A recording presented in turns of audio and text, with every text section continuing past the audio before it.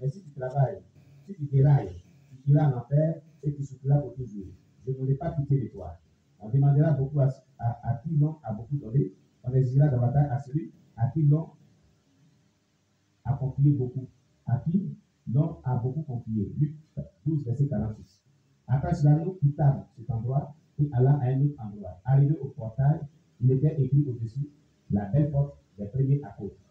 Comme nous nous approchons du portail, il s'ouvrit de lui-même et nous y sommes entrés. Nous avions commencé à nous promener. Il y avait de belles maisons en ce lieu. Elles étaient si belles et magnifiques. Après quelques instants, le Seigneur se mit à me parler des propriétaires des maisons, de ces maisons.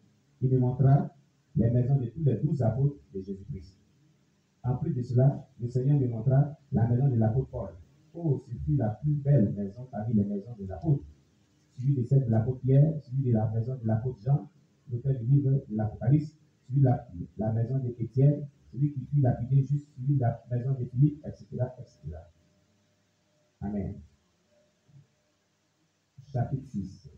Un bon caractère est payant. Un bon caractère est payant. Alléluia. Après avoir montré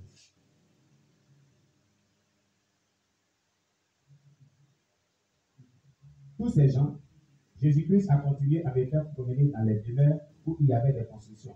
Nous étions arrivés à un lieu où Jésus-Christ me montra une grande fissure dans une construction.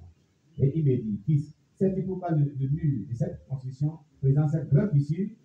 Et j'ai dit non, mon Seigneur. Alors il me dit que c'est à cause du manque de pardon. La personne qui sert Dieu là-bas, qui est chrétien, qui est sa maison, n'a pas pardonné.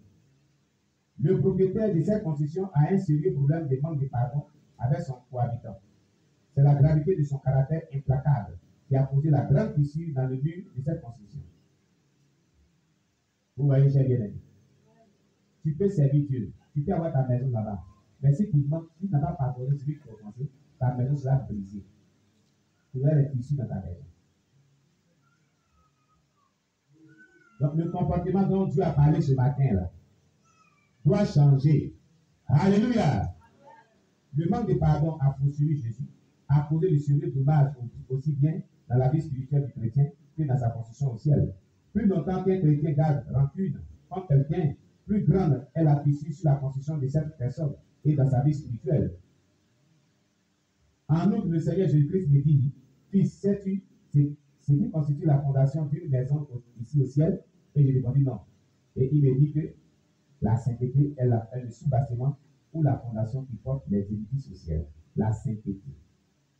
C'est la fondation des maisons au ciel. Elle constitue aussi la beauté d'une maison.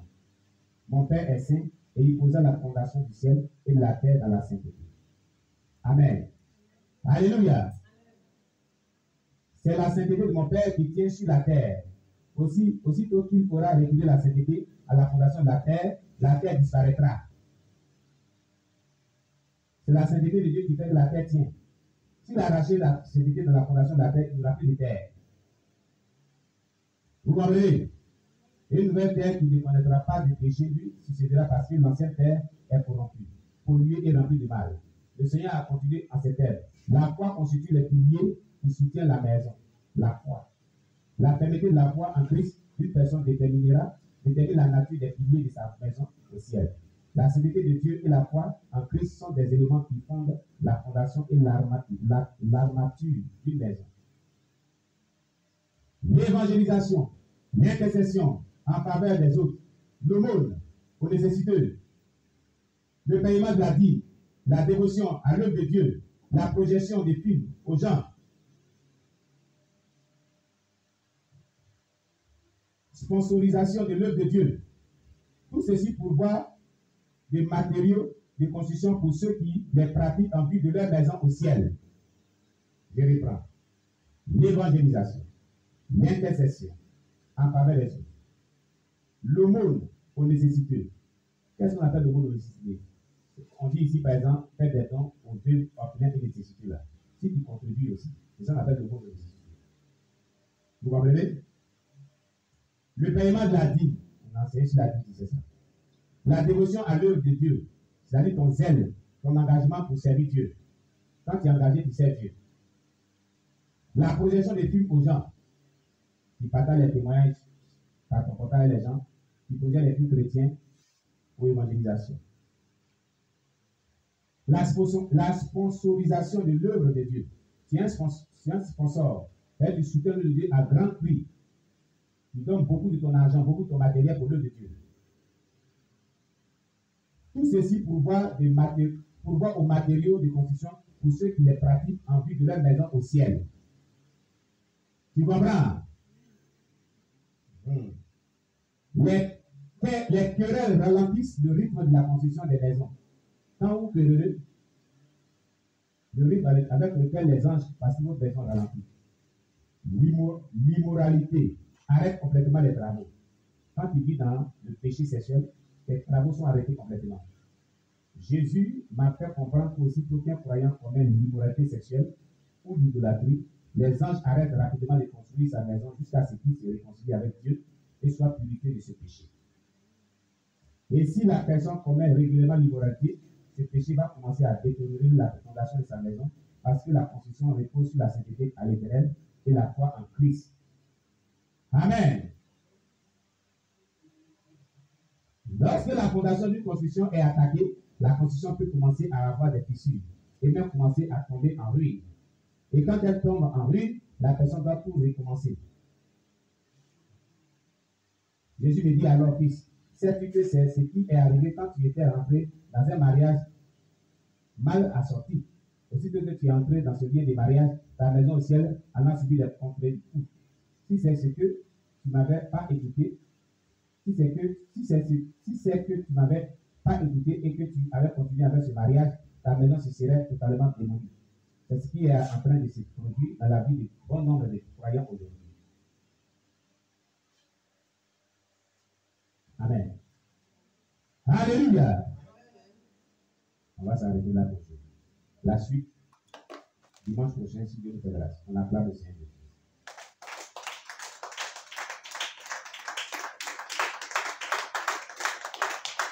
Alléluia. Le nom de Dieu soit béni. Alors, certaines personnes qui construisent leur maison au ciel, souvent la détruisent eux-mêmes par un mauvais caractère, par la rancœur, par le manque de pardon, par l'hypocrisie, par le péché, l'impudicité et autres. Que le nom de Dieu soit béni. Qu'as-tu retenu dans ce culte de ce dimanche? Sur quoi Christ a attiré ton attention? Qu'est-ce qui t'a marqué? Qu'est-ce qui t'a touché? Qu'as-tu compris en ce jour? Amen.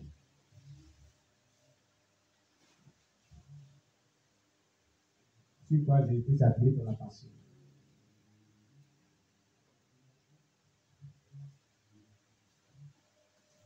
Qu'est-ce que tu as compris dans ce culte de ce dimanche? Tu n'as rien compris aujourd'hui.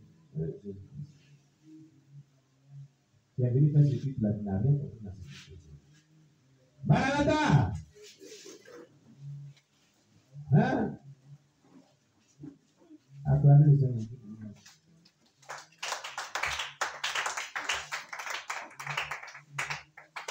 Alléluia. Bien aimé, qu'est-ce que tu as compris dans ce culte de ce dimanche? Qu'as-tu retenu? Donc, on va recommencer la prédication là.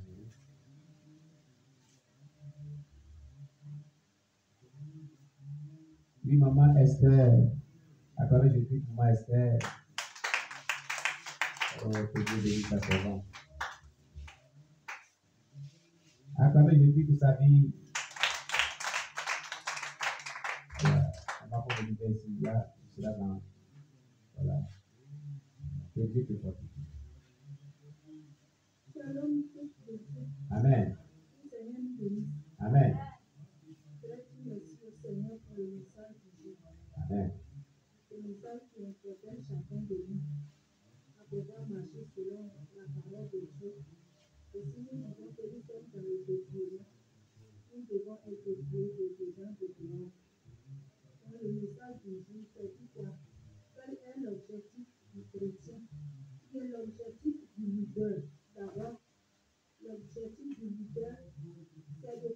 édifier une église glorieuse, une église qui est pure à l'éternel Dieu, pour que le jour que Jésus va revenir, il puisse enlever cette église vers lui.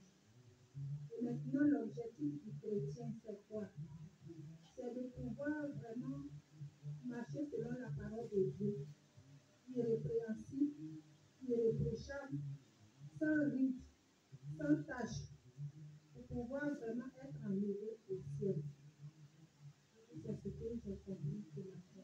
Amen. Nous devons vraiment avoir un bon comportement, pouvoir marcher selon la parole de Dieu, marcher dans la sainteté, dans la sanctification, dans la crainte de Dieu, que nous puissions garder un bon comportement pour le jour du Seigneur Jésus.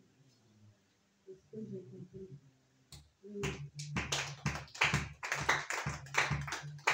Amen.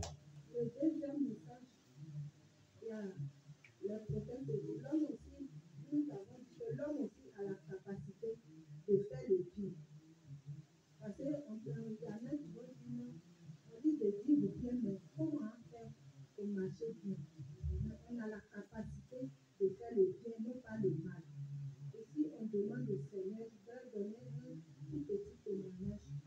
Il y a 2 semaines en arrière, ma maman m'avait appelé pour dire que voici telle chose, il faut aller demander pardon aux parents de ton grand garçon.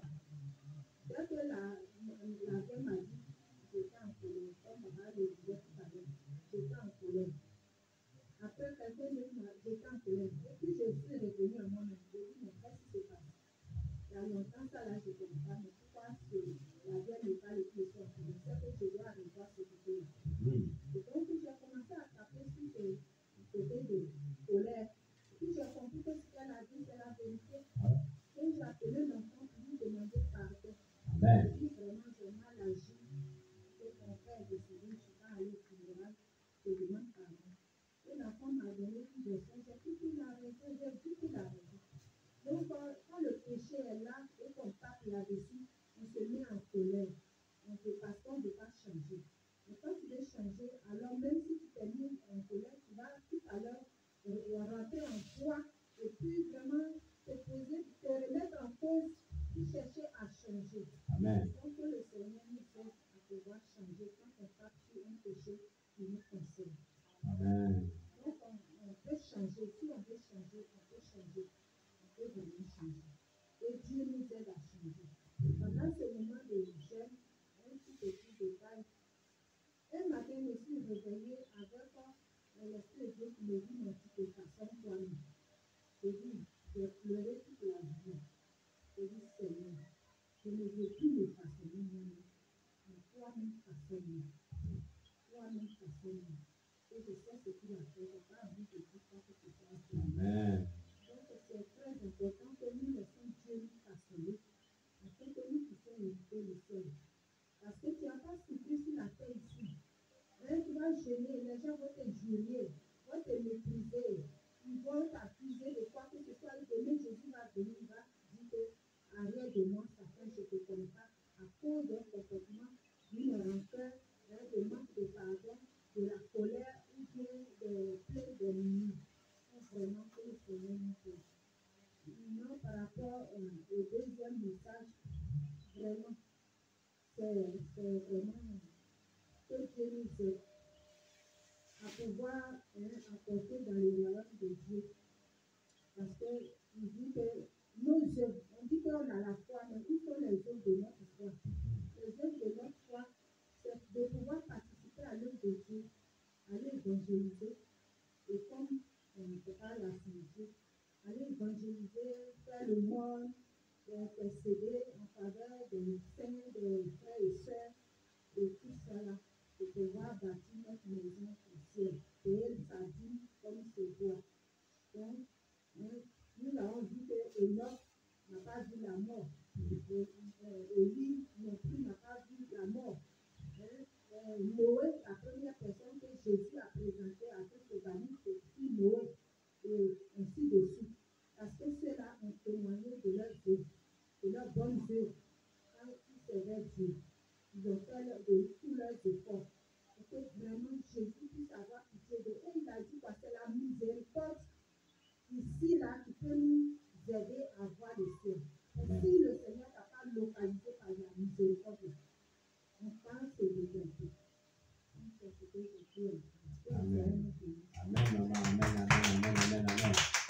Dieu te bénisse.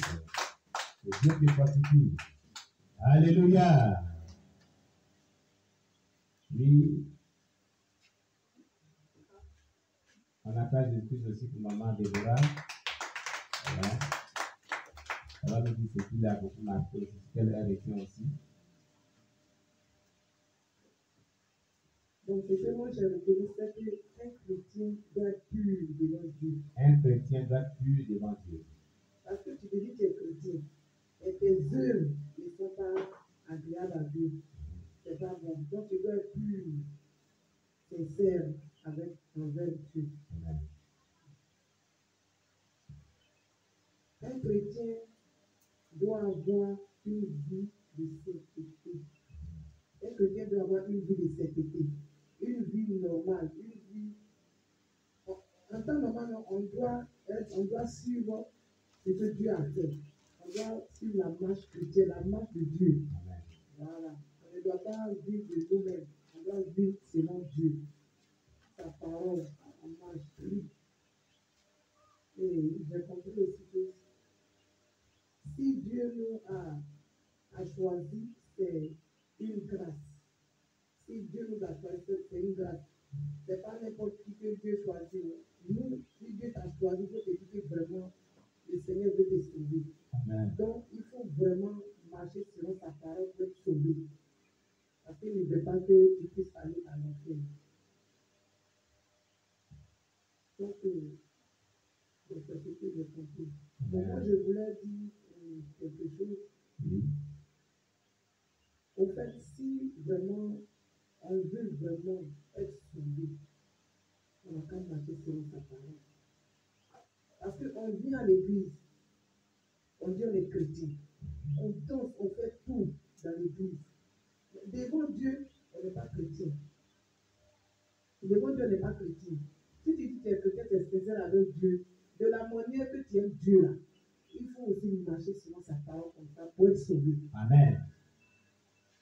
Mais si on dit on est chrétien, on est dans l'église, on rit, on danse, on fait pour Dieu, on danse pour Dieu, on fait pour Dieu. Mais quand tu sors au dehors, mais ton comportement, c'est pas ce qu'on a vu ici.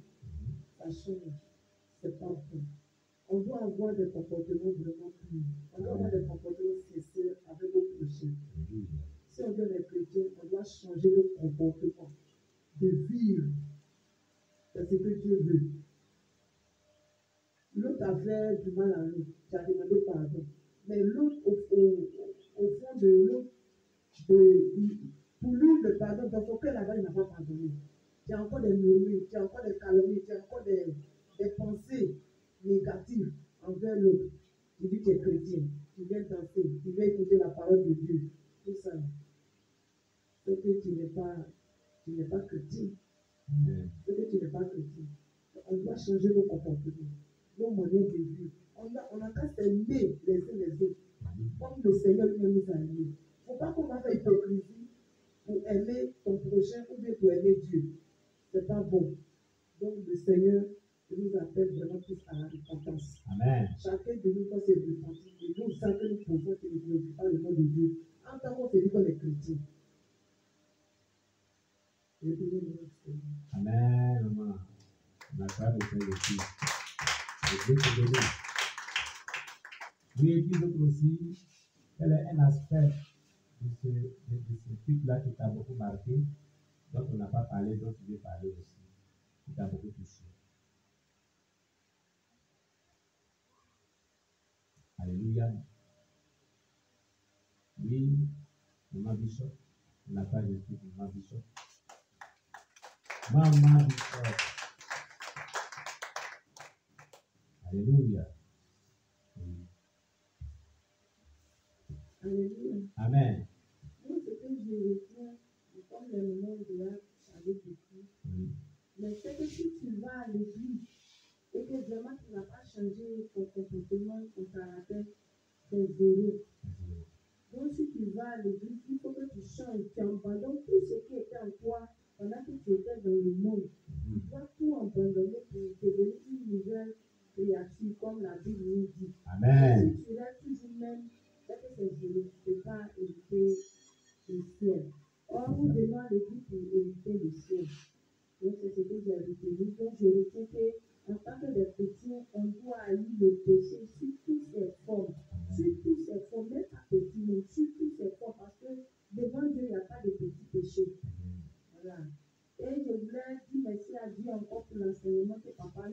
ici pour dire qu'on doit aimer nos ennemis. En tout cas, la semaine passée, j'ai compris pourquoi vraiment la Bible nous dit d'aimer nos Amen. ennemis. Oh, amen. Parce qu'ils n'agissent pas par eux-mêmes. C'est un esprit qui vient les animer. C'est ce que j'ai compris. Parce que j'ai vu ma fille à la maison. Souvent, le manque du respect m'insulte. Mais souvent, si tu t'en vas nous trouver, quand on te dit que c'est la insulte, tu vas dire non, c'est fait.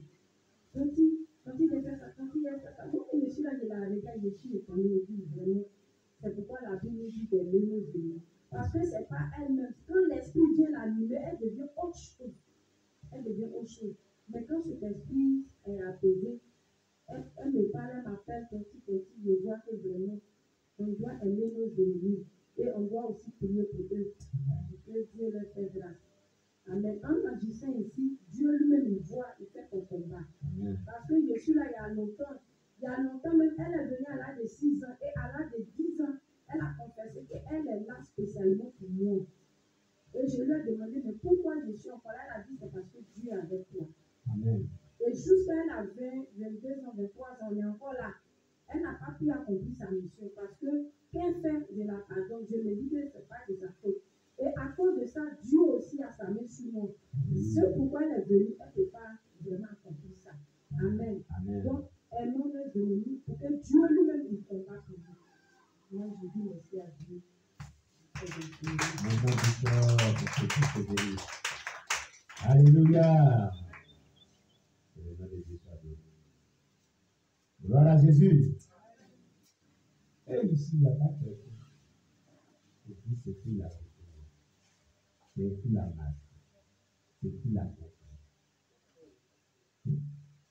Ils ont tout dit. Où tu étais, ils ont tout dit. Alors que tu étais là. Alléluia. Oui, maman veut dire quelque chose. Voilà. Alléluia. Amen. La partie que, depuis qu'on peut le message, la partie que je vais souligner un peu, c'est que Dieu vraiment a fixé un objectif qu'il doit atteindre. Alléluia. Amen. Avec les leaders. Alléluia. Et quand j'ai dit ça, mais je vais appuyer un peu sur l'objectif. Et je dis ici vraiment à tous les leaders, vraiment partout dans les congrégations chrétiennes qui cherchent vraiment à atteindre cet objectif-là. L'objectif, c'est de chercher vraiment à gagner les gens le royaume des cieux. Alléluia. Ça, c'est ce que Dieu vraiment veut que nous cherchons à atteindre. Alléluia. Amen. Je pense qu'il concerne un leader. Le leader doit être vraiment un modèle. Voilà, dans son comportement, dans son caractère, au niveau de ses pensées. Alléluia. Voilà. Si tu es un leader, que tu es là, tu écoutes, il faut vraiment chercher vraiment à gagner vraiment les âmes pour le royaume des cieux. Alléluia. Il ne faut pas rester là seulement à chercher à avoir des gains de son profit. Alléluia. Amen. Aussi, en second plan, l'intelligence. Nous devons comment chercher comment renouveler notre intelligence. Alléluia. Amen. Parce que c'est ce qui fatigue le plus souvent.